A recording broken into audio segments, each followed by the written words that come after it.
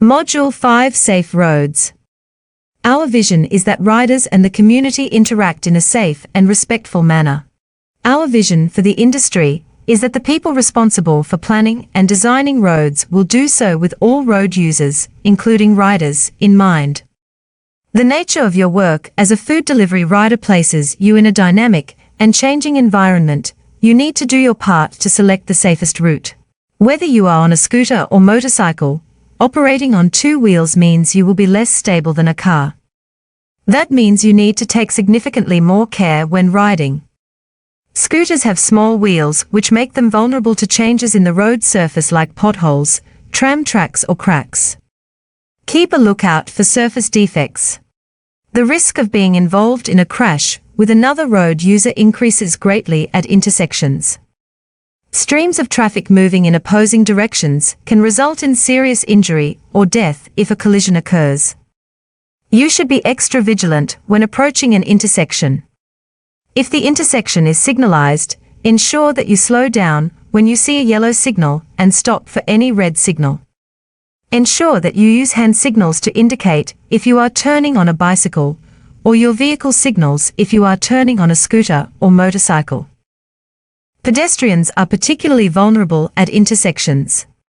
Make sure you watch out for pedestrians crossing. Even if you have a green signal, pedestrians should be allowed to cross safely, even if they are doing something wrong. Cars entering into and emerging from driveways can pose a considerable risk to food delivery riders. The risk of encountering a car at a driveway will be greatly diminished if you follow the road rules and do not operate on the footpath.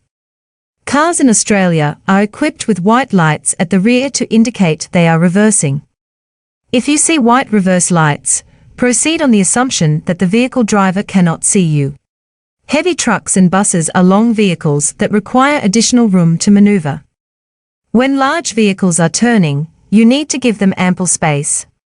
A rider must not drive past or overtake to the left of a vehicle displaying a "Do Not Overtake Turning Vehicle" sign like the one you see here, if the vehicle is turning left and is giving a left change of direction signal, unless it is safe to do so.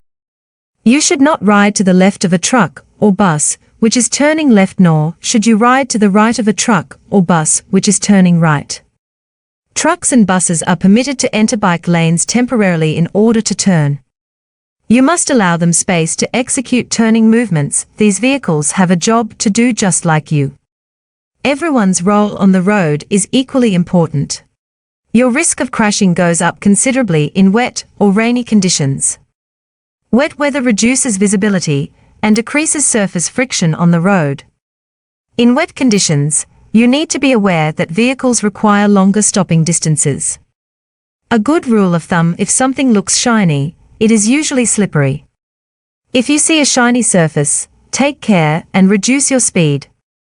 You should allow extra time on the road and understand that in wet conditions especially, adhering to the speed limit is critical. You should ensure that you are wearing high visibility clothing and using your lights. Pedestrians are particularly vulnerable on the road. The human body is unable to withstand an impact at much more than 30 km/h before there is a risk of injury. Even if you are on a bicycle, and certainly if you are on a scooter or motorcycle, a 30 km/h impact can result in significant injury to a pedestrian. You can help protect pedestrians by reducing your speed to less than 30 km/h in high pedestrian areas like in cities or near schools and during school drop-off and pick-up hours. That is the end of Module 5.